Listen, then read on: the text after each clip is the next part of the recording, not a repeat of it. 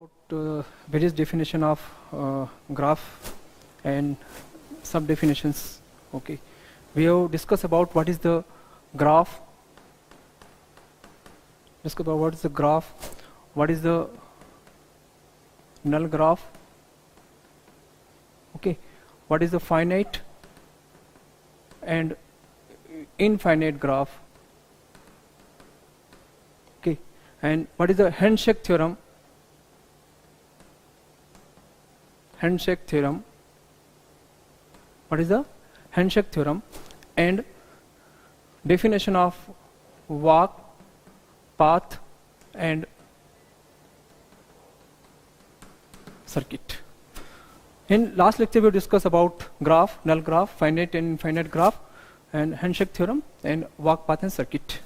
Today, we will discuss some example on walk, path, and circuit. And already we have discussed about the definition of walk, path, and circuit. Okay, already we have discussed about the walk, path, and circuit. Now we consider the example of walk, close walk, path, and circuit. In this example, the example is given in this example. Here a graph is given, and we have to find out the open walk, close walk, and path and circuit in this given. So what is the open walk? Open walk means we are traversing on the graph from vertex to vertex. Okay, maybe repeat edge or maybe repeat vertices. Okay, so now we are traversing here from V2 to V4. V2 to V4 we traverse. So this is the V2, E7, V5, E8, V1, E8, V5, E6, V4, E5, V4, E5, and V4. So we traverse from V2 to V4 from using any pair of vertices here. Now close walk. We know by the definition of close walk where initial vertex and final vertex are same. If we moving on the graph in such a way that their initial vertex and final vertex are same, then it will be a close walk. So in this example, we are moving from V4 to V4 is an example of close walk because initial vertex and final vertex are same. Path. In path is also a walk in which vertex are not repeated. Vertex are not repeated, but in walk, vertex may or may be repeated here. So in this path, the path is V2 to V3, V2, E7, V5, E6, V4, E3, and V3 is a path. Just to see here, no vertex are repeating here. Circuit. A circuit is a closed walk in which initial vertex and final vertex are same. And here example is V4, V2, E7, V5, E6, V4, E3, V3, E2, V7 is a circuit. In this case, the initial vertex and the final vertex V2 are same or no vertex is repeating here. This is the circuit. Some observation about the walk, path, and circuit. In walk, vertex or edges may be repeated.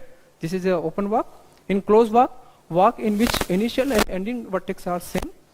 In path, it is a walk without repeated vertices.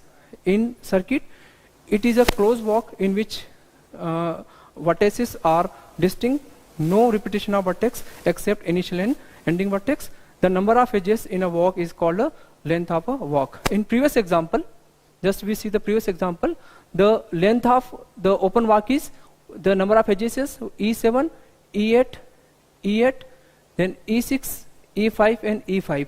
The total, the length of vertex is 3 because E8 is repeating here, so we are neglecting them. The total length of walk is 3. So this is the example of open walk, closed walk, and circuit. Now connected and disconnected graph.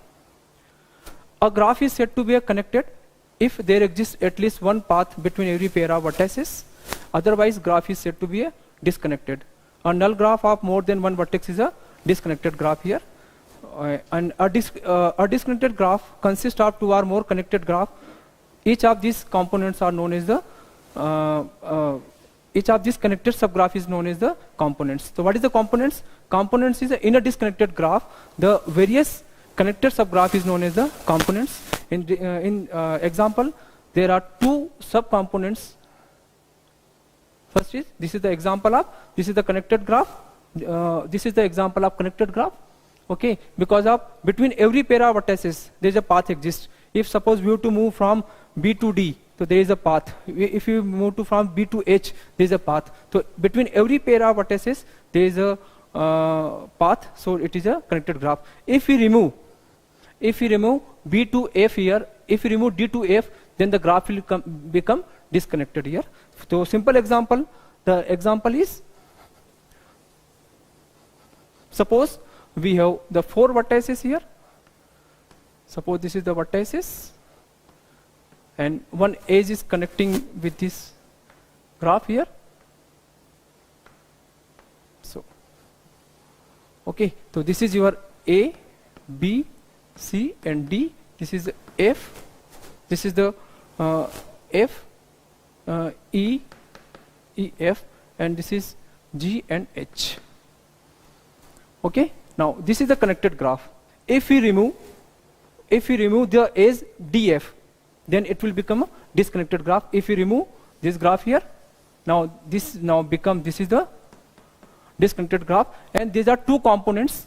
So these are 2 components here, which is the any subgraph of various subgraph of disconnected is known as the components. So this is the component 1 and this is the component 2. So we get here 2 components. In similar, the another example is here. This is the graph. This is also graph, but they are not connecting. Here this is not connecting. So this is the disconnected graph. Okay, and there are G1 and G2 are the 2 components of this disconnected graph. Okay, so now discuss about walk, path, circuit, and connected and disconnected graph, which is depends upon the definition of path. Now, very important concept in a graph theory is isomorphism of graph. Now we discuss what is the isomorphism. Iso means isomorphism. Iso means same, and morphism means